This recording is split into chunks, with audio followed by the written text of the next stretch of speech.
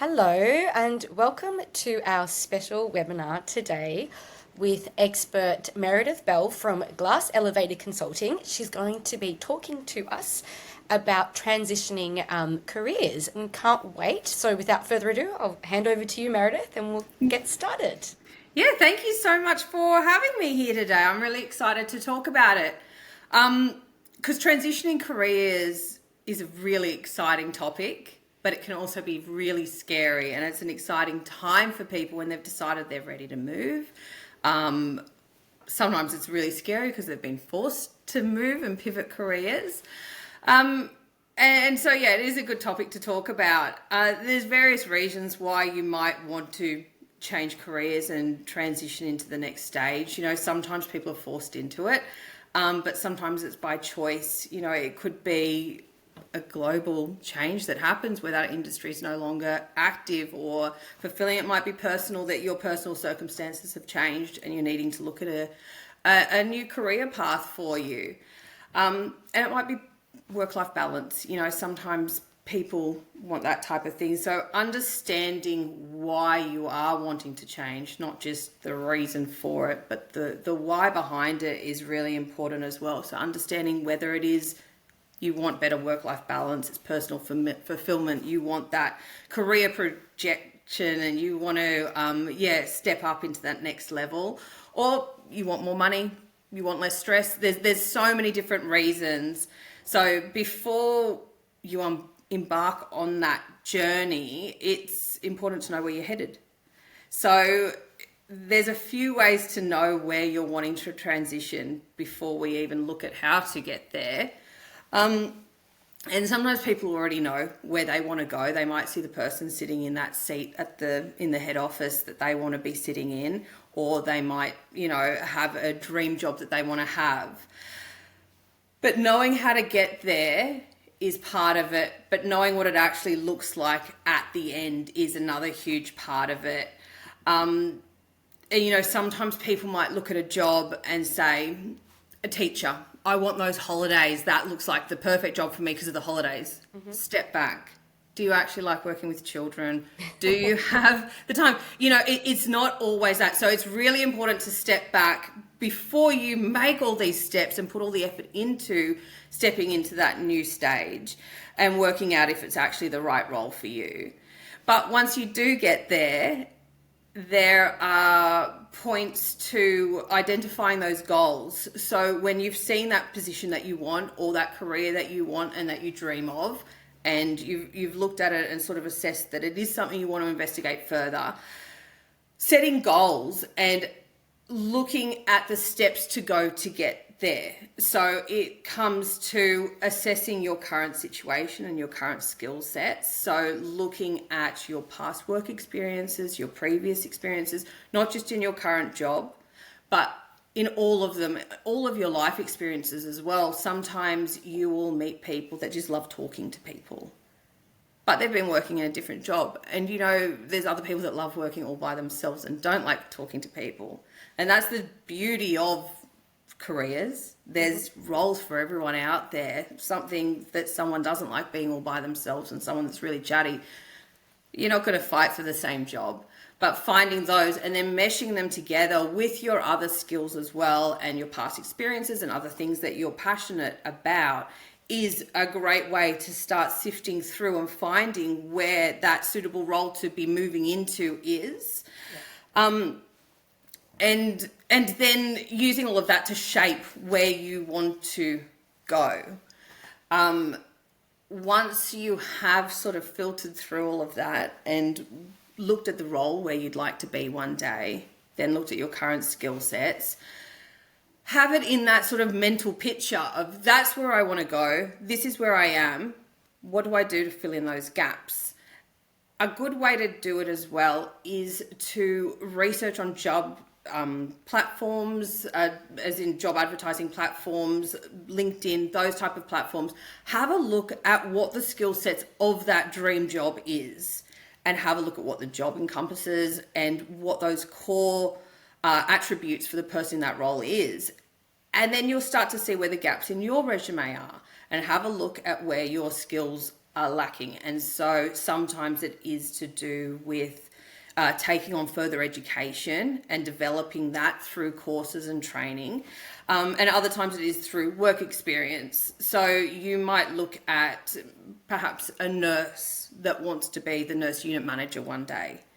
Do they have team management experience? Do they have, other relevant skills? Are they good with admin? And it's just a process of working out where you can sort of fill in those gaps to get there and taking it in steps. The other thing with someone like that is in the same industry and progressing, it is also to do with publicizing what you're doing. So people know that you are actually interested in growing, because people don't know otherwise. And so, hey, I'm doing this course. I've been learning about team building and leadership management. And they're like, oh, wow, that's cool. We didn't know that. And so you'll start to do that. The other thing that happens, though, is where you want to change industries completely. So you might be a teacher who wants to work in recruitment. Mm-hmm. It's not a clear step to just go straight from a teaching position into, I'm a recruiter now. There's steps to go there. So one way is to find that through line that you could sort of reach the same similar thing. So you might be an education recruiter and you can sell yourself to, that next role that you specialize in teaching and education, and you understand it, and that's why you're strong there. Then once you've done that role and you've developed those recruiting skills, you can then drop the education if you want to and start further developing where you want to be in that recruitment role. The same goes if you, again, were a teacher that wanted to get into marketing.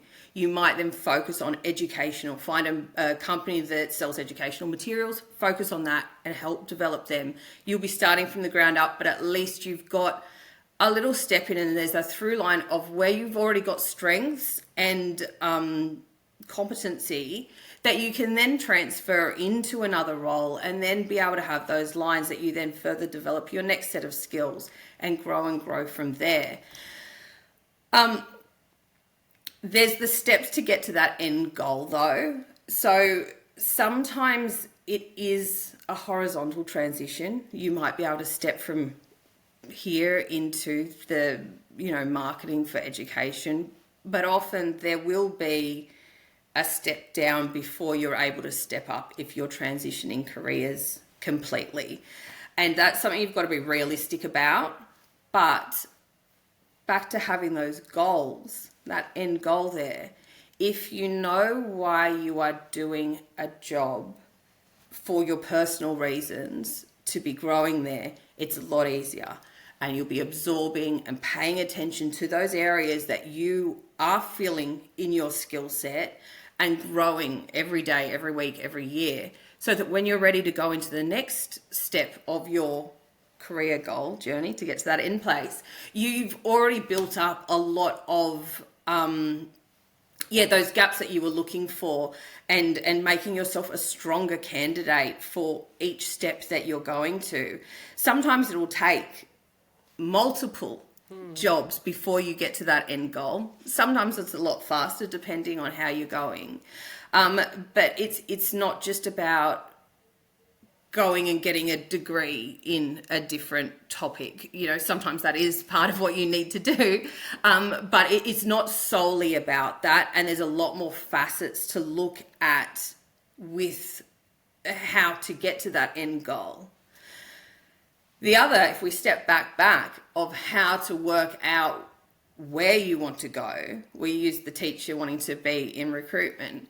That's one, but sometimes you'll get into a point of your career where you are just unhappy and you don't know where you want to go.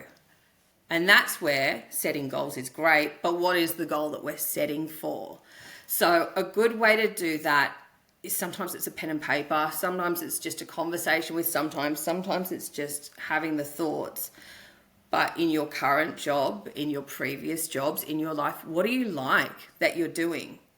And if you were a pool technician, for example, great job, you love it, but there's certain parts of it you really don't like.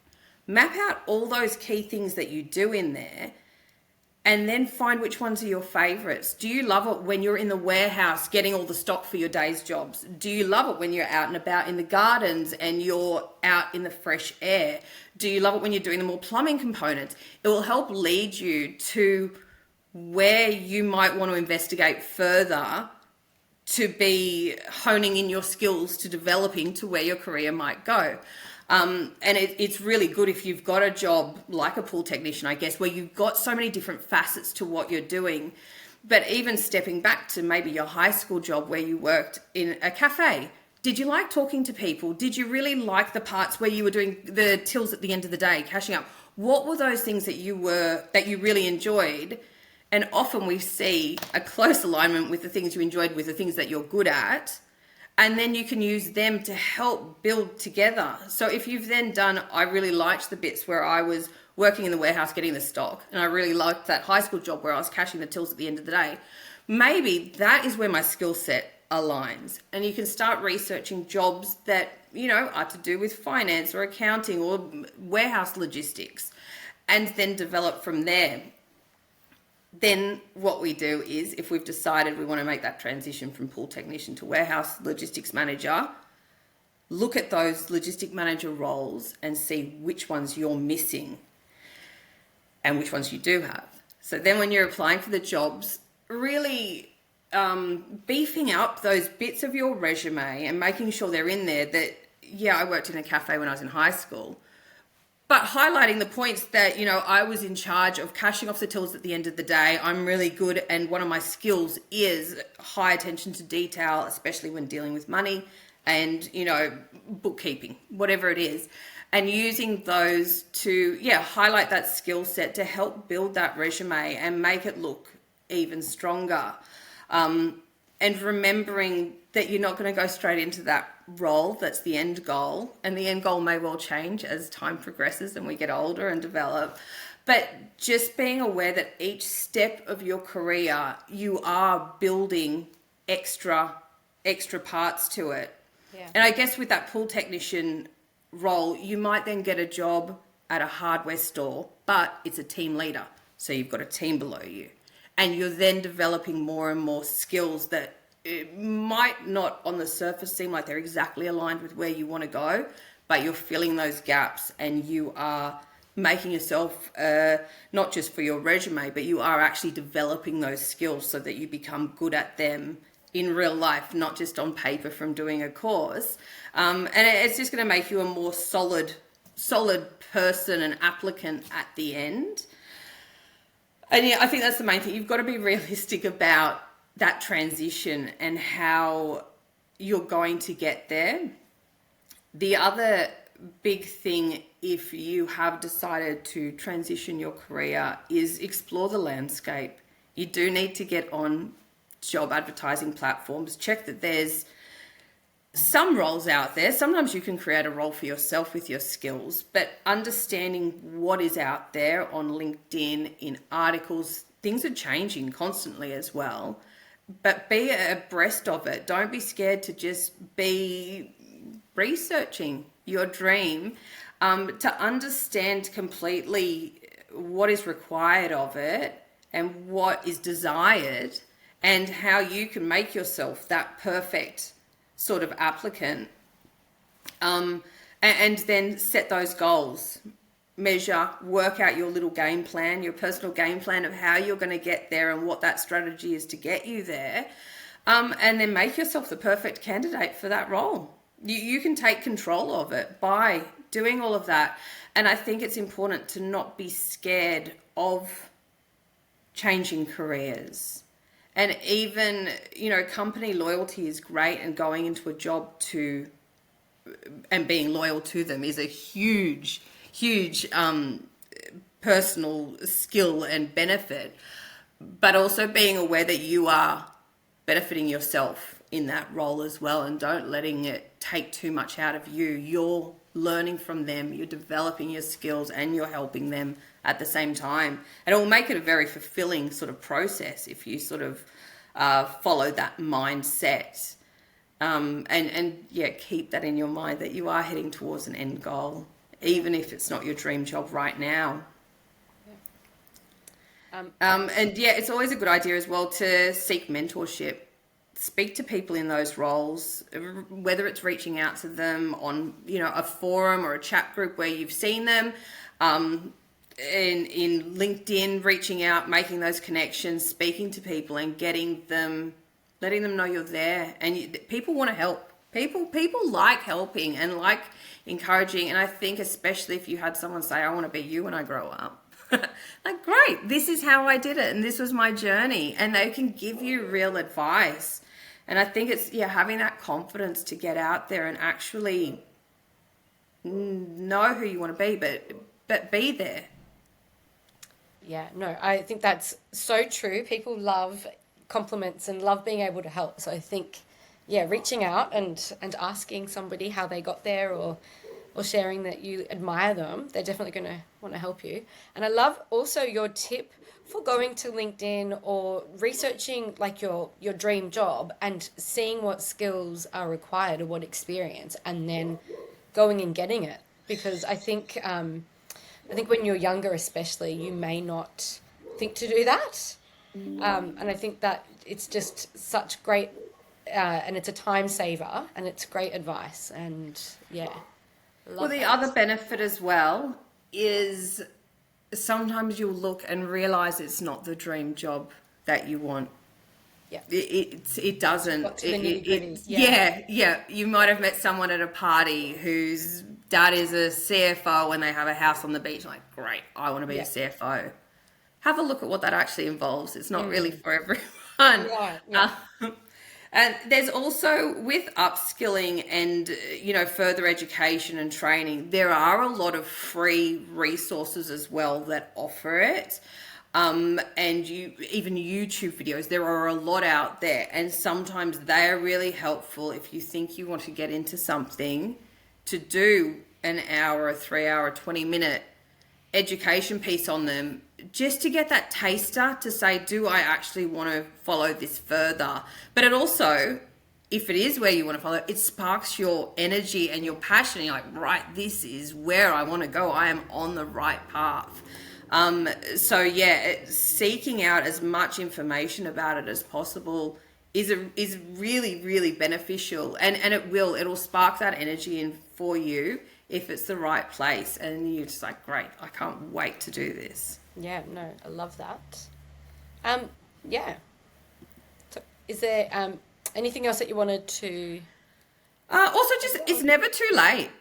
You're never too far in your career to change. Never, ever, ever. And I think that people need to realise that if you want to move into hospitality, if you want to move into surf lifesaving, there are possibilities for everyone of every age. And I think that that's something to really remember. And you spend so much time working, you need to get enjoyment out of it and find something that you actually like and enjoy.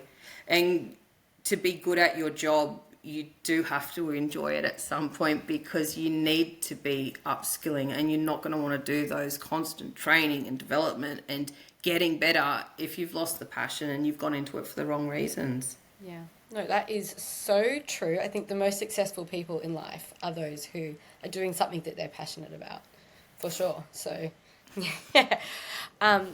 Amazing. I'm just going to see if anybody on here has a question for Meredith. Do you want to just let me know if you've got a question while we've got our lovely Meredith available? Otherwise, I will definitely share a link to Meredith's consulting business after this, and you can reach out to her. Maybe no questions. I don't think there's any questions for you today. Okay, that's okay. I'm happy to answer anything if anyone wants to reach out later on. Thank you. Thank you so much, Meredith, for sharing all of this. I think everything that you've said is just really valuable, and you're right, it's never too late, ever. So, I hope that this inspires people who are thinking about doing something into acting. So thank you very much for your time today. Absolute pleasure. Thanks for having me. Thanks, Meredith. Take care. Cheers, you too. Bye. Bye.